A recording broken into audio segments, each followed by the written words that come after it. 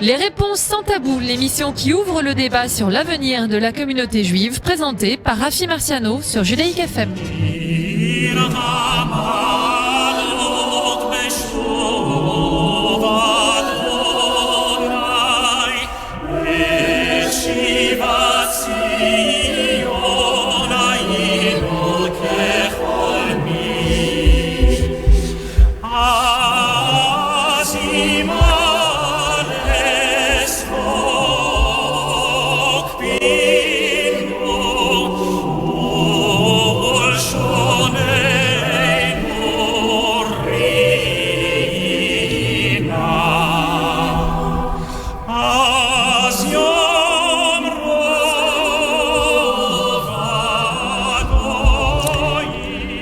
Bonjour à tous les éditeurs de Judaïk FM, merci de nous rejoindre pour cette nouvelle émission des réponses sans tabou.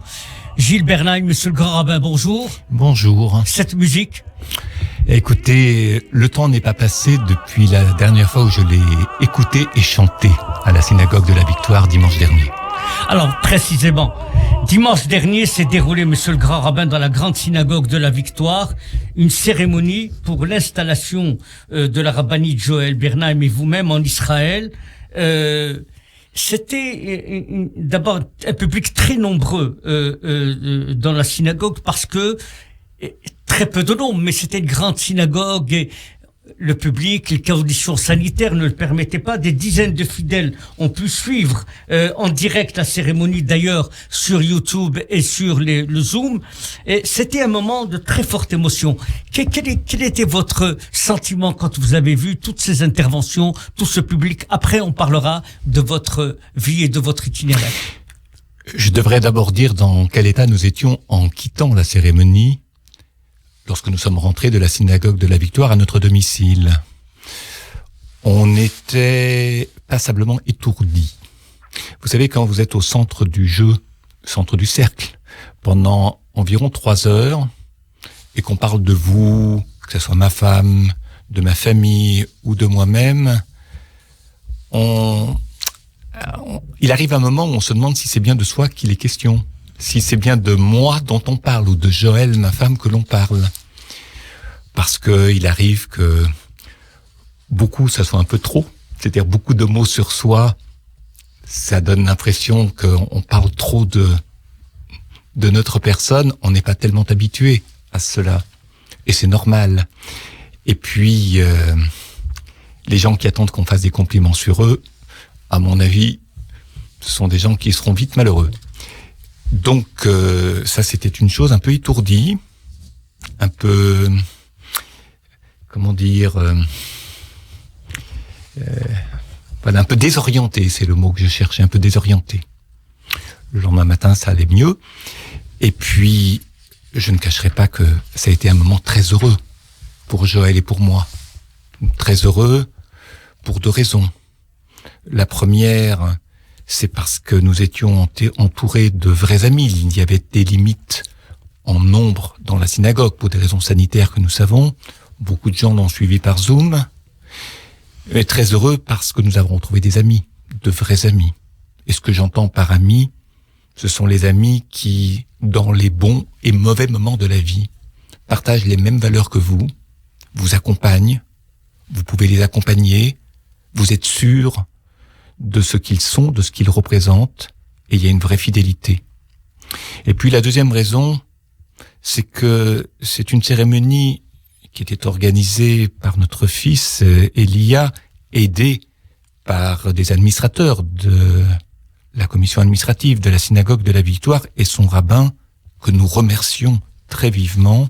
Son président? Son président Jacques Canet, président honoraire Félix Leub, Madame Benichoukak, qui a beaucoup travaillé aux côtés d'Elia, et puis le rabbin Moshe Sobag, qui n'est pas seulement le rabbin de la synagogue, il est celui qui m'a succédé à la synagogue de la Victoire, aux côtés duquel je continue à prier, puisque la Victoire est restée la synagogue et de mon quartier, et de ma tradition, et de mon cœur.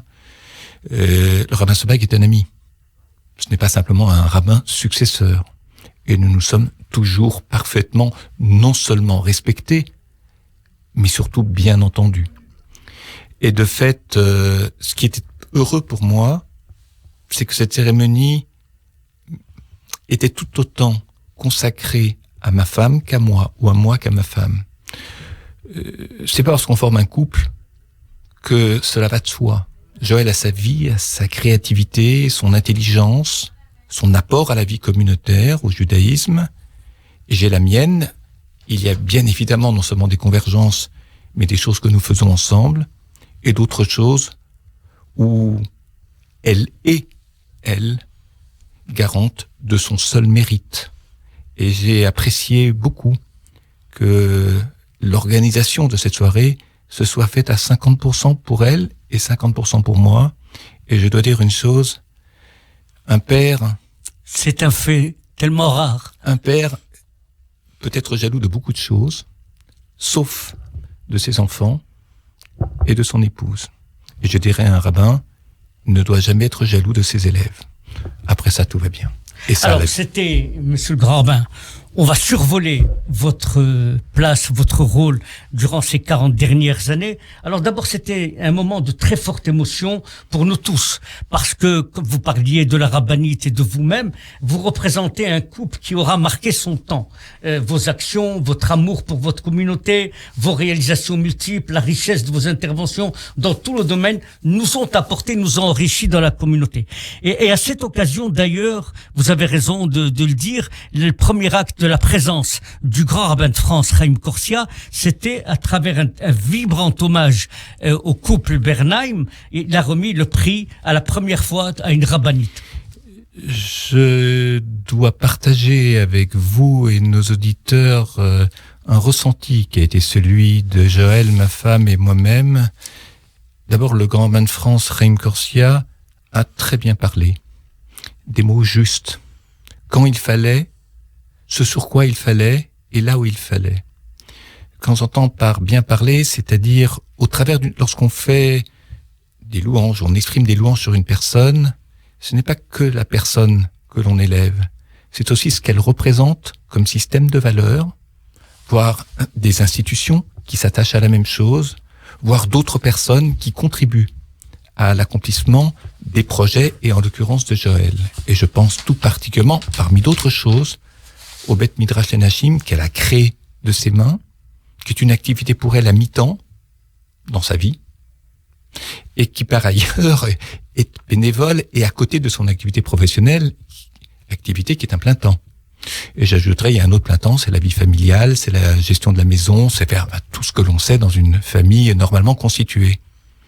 Les journées sont très longues, les temps de récupération sont très courts, et j'ai pas simplement de l'admiration, je suis toujours impressionné de sa capacité à mettre tant de choses dans un temps qui chaque jour reste limité à 24 heures. J'ai besoin de le dire, pas pour impressionner nos auditeurs, mais parce que j'en suis le premier bénéficiaire. Et ça, c'est une des dettes de ma vie. Alors, depuis votre entrée dans le rabbinat, d'ailleurs, cette émission, monsieur le grand rabbin, c'est, je dirais, un hommage au couple Bernheim, c'est-à-dire à la rabbinite Joël Bernheim et à vous-même.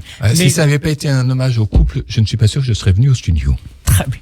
En tout cas, depuis votre entrée dans le rabbinat Gilles Bernheim, votre intense activité s'inscrivait dans le service des valeurs du judaïsme, rétablir le dialogue avec les nouvelles générations. On vous a vu faire découvrir notre patrimoine. Vous avez été le rabbin des étudiants et des universitaires, et tout le monde se souvient, dans les années 80, vos cours qui réunissaient des dizaines d'étudiants jusque dans les escaliers de la grande salle de Centre Edmond Flegg, où tout le monde s'agglutinait pour suivre votre cours. Mais votre cours, c'était pas simplement une transmission de connaissances et de savoir, c'était aussi un espace de rencontre, de découverte de la communauté. Est-ce que vous le ressentiez comme ça? Oui. Des personnes qui viennent étudier ne viennent pas que pour apprendre. Elles viennent aussi parce qu'elles savent que les gens qui suivent tel enseignement de telle personne sont des gens, je ne dis pas qu'ils leur ressemblent, mais des gens qui ont au moins des lignes de convergence avec eux. Ils se disent, s'il va suivre ce cours avec tel enseignant, c'est qu'il a des centres d'intérêt qui ne sont pas totalement détachés des miens. Et il y a d'ailleurs eu beaucoup de rencontres, beaucoup de liens d'amitié qui se sont créés lors de ces soirées d'études hebdomadaires. Et puis j'ajouterais, il y a des couples qui se sont constitués là-bas, qui se sont rencontrés, parce qu'ils avaient les mêmes centres d'intérêt, ou un certain même centre d'intérêt qui a été dans leur vie Pour centrale. certains, ils étaient très éloignés et des textes fondamentaux du judaïsme et même de la communauté. Oui, les personnes qui venaient étudier là-bas étaient, je dirais, très diversifiées.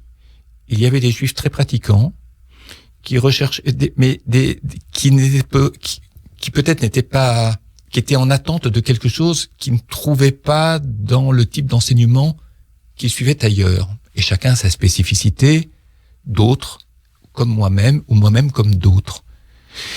J'ajouterais une autre chose, c'est que ce sont souvent les gens qui venaient là-bas, c'était des personnes qui quelque part étaient inquiètes, c'est-à-dire n'étaient pas complètement sûrs, non pas de leur confiance en Dieu ou de leur confiance en la Torah, mais ils sentaient qu'il leur manquait quelque chose. Et ils se disaient que peut-être on n'allait pas répondre à leurs préoccupations, mais on allait leur apprendre à nommer leurs préoccupations, c'est-à-dire à rendre leur inquiétude, je dirais, moins angoissante, mieux formulée, donc plus familière, donc ils se sentaient plus en confiance pour aborder, traiter leur inquiétude, l'affronter. Je dirais qu'il y avait à l'autre extrême, avec beaucoup de gens dans des strates intermédiaires, il y avait à l'autre extrême des gens qui n'allaient pas à Kippour à la synagogue. Je parle pas ni du Shabbat ni de la cacheroute, qui n'étaient jamais entrés dans une synagogue.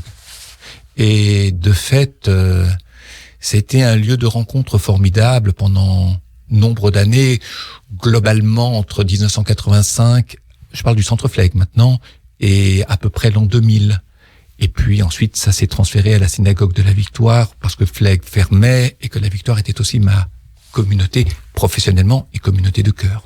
Alors, beaucoup d'étudiants, beaucoup de personnes. D'ailleurs, à cette période-là, dans ces années-là, il y avait très peu de lieux. Il y avait les cours de Manitou trimestriels, il y avait le colloque des intellectuels juifs, mais les étudiants et ce public a trouvé dans votre cours une espèce de découverte et de redéfinition de leur propre identité. Oui, je pourrais mentionner d'autres noms.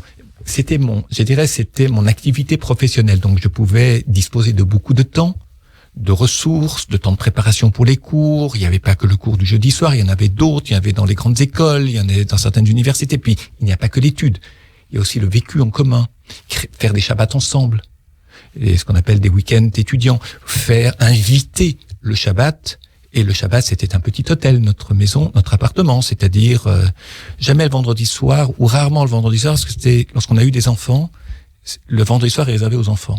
Si vous faites de l'accueil communautaire, vendredi soir, Shabbat à midi, les enfants ont l'impression d'être des invités.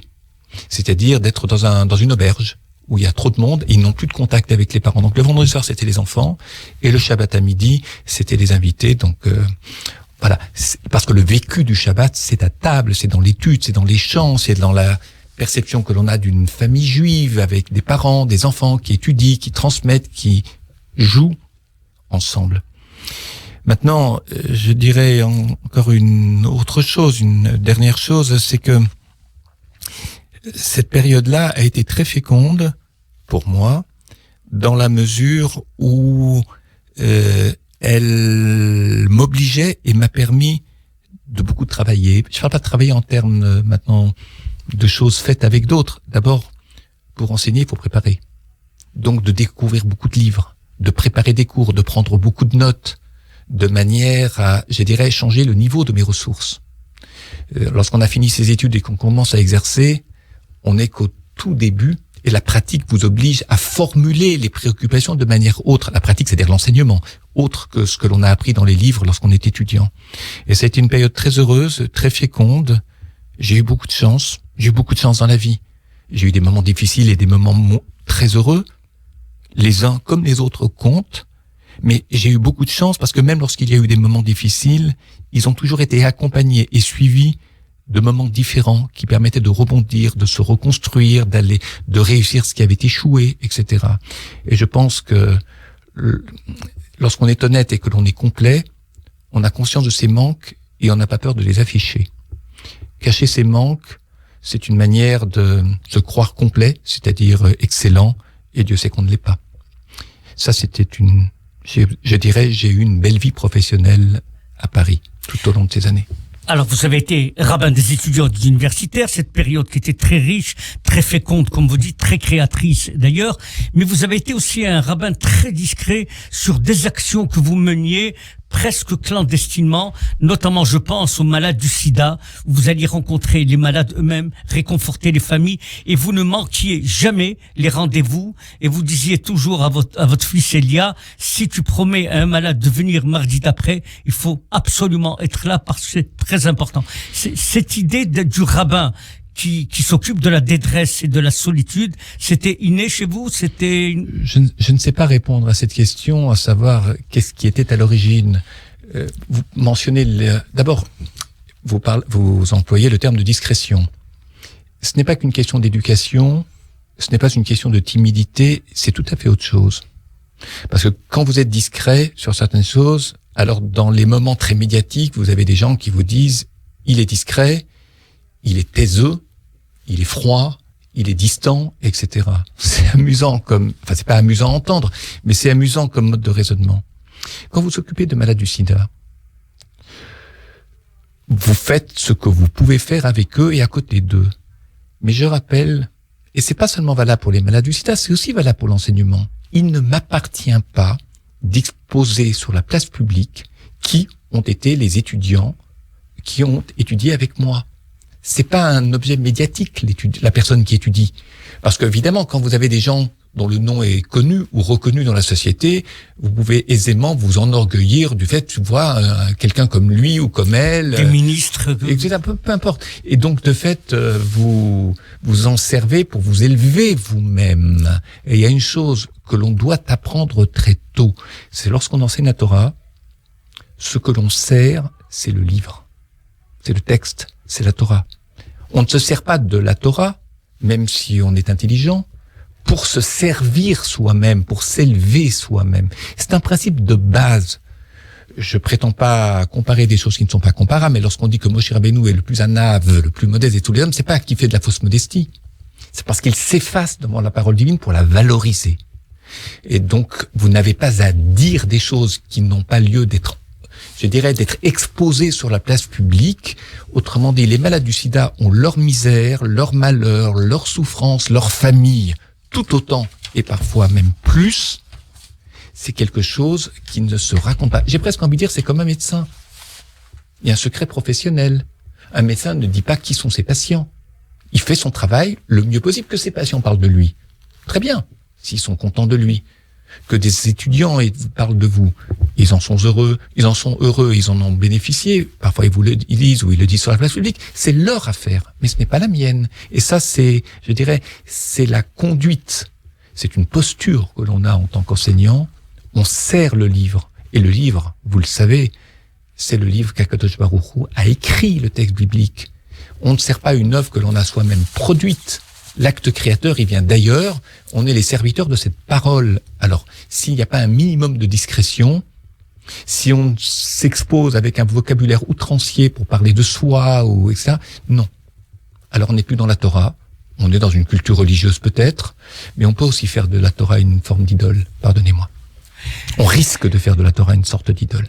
Alors, il faut rappeler votre rôle parce que vis-à-vis de la société, vous avez créé le département Torah et Société pour dire ce que le judaïsme a à dire à la société et à entendre. Et plusieurs revues ont été publiées sur différents thèmes. Et vous avez joué un rôle très important dans le cadre du dialogue judéo-chrétien. Et lorsque vous avez été à la tête du judaïsme français, et vous avez montré que le judaïsme n'était pas exclusivement un rituel synagogal, mais aussi une conception de l'humanité. Oui, alors je mentionnerai... Vous avez mentionné les revues, enfin les fascicules qui ont été faits dans le cadre de Torah et Société. Je le dis et je le répète, ils doivent beaucoup au président du Concile de Paris de l'époque, Moïse Cohen. Je ne reviens pas là-dessus, mais non seulement il a rendu possible la création de ce département. Et dimanche dernier, il y a eu un bel hommage à Moïse Cohen. Il l'a suivi avec attention, avec intérêt, et il m'a aidé à faire prospérer cette aventure. Maintenant, je pense à d'autres canaux. d'autres canaux qui pour certains ont duré et continuent à durer et à perdurer. Je prends l'exemple de la radio. Il y a environ 23 ou 24 ans, j'ai été approché par Radio Shalom pour faire une émission hebdomadaire qui s'appelait Torah et Société, et qui s'appelle toujours Torah et Société. Vous avez mentionné l'expression Torah et Société. Le souhait, et c'était avec Pierre Gandus, et c'est avec Pierre Gandus, et ce sera toujours avec Pierre Gandus dans les temps qui viennent, c'est une émission qui avait pour objet et d'enseigner la Torah, et de mettre la Torah en ce qu'on appelle une mise en perspective avec des questions de société, pour voir dans quelle mesure la Torah pouvait donner, non pas à croire, mais à penser.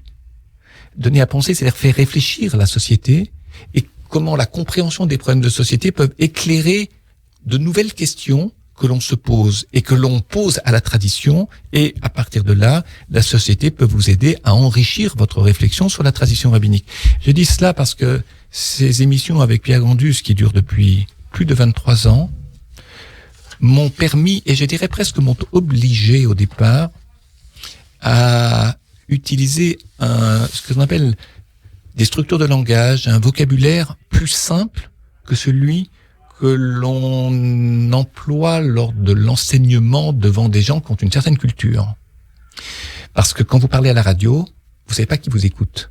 Si vous parlez devant un groupe qui est déjà constitué, vous connaissez un peu le niveau d'intelligence, de culture, d'attention des gens qui sont devant vous, semaine après semaine. La radio, c'est pas pareil. Et puis je dirais la synagogue, puisque j'étais rabbin de la Victoire pendant une 12aine d'années.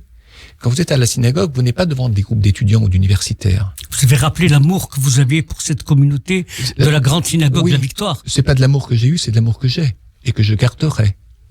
Et pour ces hommes, et pour leurs projets, et pour une certaine idée qu'ils se font du judaïsme français. J'ajoute que il y a un deuxième canal qui a été très précieux pour moi. Il a été créé à une époque maintenant ancienne au consistoire de Paris et également au consistoire central, mais au consistoire de Paris d'abord, la commission d'éthique médicale du consistoire de Paris. Éthique médicale. Je n'en ai pas fait partie tout de suite. J'ai été sollicité pour en faire partie. Je pense qu'elle a été créée à l'époque du président Benny Cohen, si mes souvenirs sont justes. Il y a eu des successions de présidences. Et il m'a été demandé d'intégrer, moi ça m'intéressait beaucoup, l'éthique médicale. Et de fait, relativement vite, il m'a été demandé de partager une coprésidence. C'est que il y avait des médecins, il y avait des ingénieurs, des juristes et des rabbins. Et encore quelques autres professions, mais ce qu'on appelle des professions de pointe dans ce domaine et de recherche dans ce domaine. Et le médecin qui représentait, c'est-à-dire la médecine si je peux dire, enfin l'autre composante, ce qu'on appelle laïque, pas laïque au sens de pas religieux, laïque au sens pas rabbin, on comprend bien, est le professeur Marc Zerbib. Et nous avons constitué ensemble un binôme, un président rabbin et un président médecin. Et c'était je dis pas seulement un binôme qui a bien travaillé ensemble, un beau binôme, parce que j'avais à mes côtés, et lui à ses côtés, et moi à ses côtés, pour lui, j'avais un homme qui est resté un vrai ami. J'avais un homme, d'abord, qui comprenait la tradition juive, qu'il étudiait. Par ailleurs, qui est un responsable communautaire. Ce n'est pas qu'un grand médecin, professeur de médecine, c'est un président de communauté, la synagogue des Tournelles. Et puis c'est quelqu'un avec qui je pouvais vraiment parler. C'est-à-dire que les mots avaient la même signification pour lui et pour moi. Vous n'êtes pas obligé de prouver, de légitimer votre propre discours. Ça, il y a des choses qu'on peut se dire sans avoir besoin de les démontrer parce qu'on sait on sent qu'elles sont justes. Donc on a nos codes qui sont parfaitement maîtrisés. Et j'ai pas simplement de la reconnaissance à l'adresse de Marc Zerbib, mais je dirais, j'ai aussi un grand bonheur à me souvenir de ces années riches, et elles ont été longues, ces années, nombreuses. On a traité beaucoup de sujets d'éthique médicale, c'est pas dire que lui et moi, on parlait une fois par mois. Il nous arrivait d'enseigner, moi souvent, mais de fait, il y a eu nombre de rabbins, et je pourrais citer des noms qui ont été des noms extrêmement, je dirais, pertinents dans ce domaine, et des médecins, et des ingénieurs, et des juristes, et d'autres professions encore, biologistes, qui ont donné je dirais, un vrai contenu. Et j'ajouterais, c'est qu'il y avait dans ce groupe, commission d'éthique médicale, je me souviens plus exactement du nombre de personnes, mais relativement nombreuses. Tout le monde ne vient pas en même temps et tout le monde n'est pas présent à chaque fois. Mais il y avait des gens qui étaient totalement déjudaïsés pour certains, ou des gens qui étaient des juifs de Kippour, des gens qui n'avaient aucune culture juive. Et d'une certaine façon, cette commission d'éthique médicale leur a permis de s'intéresser au judaïsme par le biais de quelque chose qui les intéressait, la médecine, l'éthique, et leur a fait découvrir d'autres choses. Et là, je suis reconnaissant à celui qui a créé. Je crois que c'est l'époque de Benny Cohen, j'espère ne pas faire d'erreur, mais en tous les cas, je lui suis reconnaissant d'avoir créé cela, avec d'autres personnes du Consistoire de Paris, à Moïse Cohen de l'avoir enrichi, de l'avoir fait durer, et ensuite Joël Mergui. En tout cas, en toute période, on a vécu des moments intenses. Alors, on va réserver une émission, vous le pensez bien, à la rabbinite Joël Bernheim, qu'on recevra ici à votre place, parce qu'on ne peut pas parler de Gilles Bernheim sans parler et penser au rôle magnifique, exceptionnel de votre compagne de toute une vie, chère rabbinite Joël Bernheim. Elle souhaitait, elle a considéré que le judaïsme devait offrir à la femme juive contemporaine un enseignement digne de ce nom. Et donc on va la recevoir dans le cadre du Bet Hamdash Nashim et du prix qu'elle a reçu très prochainement avant son départ pour Israël. Alors monsieur le grand rabbin, juste la minute qui nous reste, peut-être en une minute, un petit Dvar Torah sur Hanouka. Oui, sur le fond de la musique que vous aimez. J'entends. Hanouka, on va pas faire de l'histoire, tout le monde la connaît, elle est dans les livres. L'histoire de Hanouka, les Hashmonaïm, les Asmonéens, les Maccabées, tout ça on connaît. Mais Hanouka, vous savez, lorsqu'on allume les bougies ou les mèches d'huile, en même temps que l'on termine l'allumage, celui qui allume récite un texte, après les bénédictions, un Nerot Alalou. Ces lumières-là. Alors, dans la suite du texte, il est dit, D'en lanu reshut leishtamesh bohem elo lirotam bilvad. À savoir qu'on n'a pas le droit de se servir de ces lumières. Et in lanu reshut leishtamesh bohem, de s'en servir. Vous savez quoi, s'en servir? Par exemple, vous coupez l'électricité, vous éteignez les lumières, les lustres, et vous ne gardez dans la pénombre que les lumières des bougies de Hanouka. Et là, vous n'avez pas le droit de lire à la lumière des bougies de Hanouka. Ça ne peut pas être votre lampe. C'est un exemple. Il peut y en avoir d'autres. On peut se réchauffer en mettant ses mains devant les... On ne le fait pas. Pourquoi? Et l'olirotam, seulement de les regarder. Et j'ai lu un jour un texte dans le Shem Ishmuel, c'est la Chassidoute, l'époque du Rabbi de Kotsk. Des branches, ce qu'on appelle les diverses écoles qui se sont inspirées. On a une minute, monsieur le Grand. Alors j'ai terminé là-dessus. Seulement de les regarder, apprendre à voir. Regarder la lumière, c'est apprendre à regarder la lumière. De la même façon qu'on apprend à regarder un tableau, de la même façon qu'on apprend à écouter une musique, de la même façon qu'on apprend à lire un livre, un texte de littérature. Apprendre à voir, à écouter, à regarder. Des gens qui voient pas. Ils ont une vision des choses qui est très pauvre, qui est très limitée, qui se réduit à de très peu de choses. Hanouka, c'est un moment, je dirais, d'instruction. C'est un moment où l'on apprend à mieux voir le monde, à mieux voir les hommes, à mieux voir le livre, etc. Et ça, c'est une merveilleuse propédeutique, comme disent les philosophes. Monsieur le grand rabbin, merci de nous avoir éclairés pendant cette émission hommage au couple Bernheim. On recevra la rabbinite très prochainement. Merci. En tout cas, toutes nos bénédictions vous accompagnent dans votre aliyah en Israël. Venant de vous, cher Rafi, et sachant qu'une bénédiction, c'est une parole qui aide à s'élever, c'est être un peu plus exigeant qu'on a été jusque-là, je suis sûr que vous continuerez à nous accompagner, comme vous l'avez toujours fait. Merci. Merci à vous, monsieur le grand rabbin.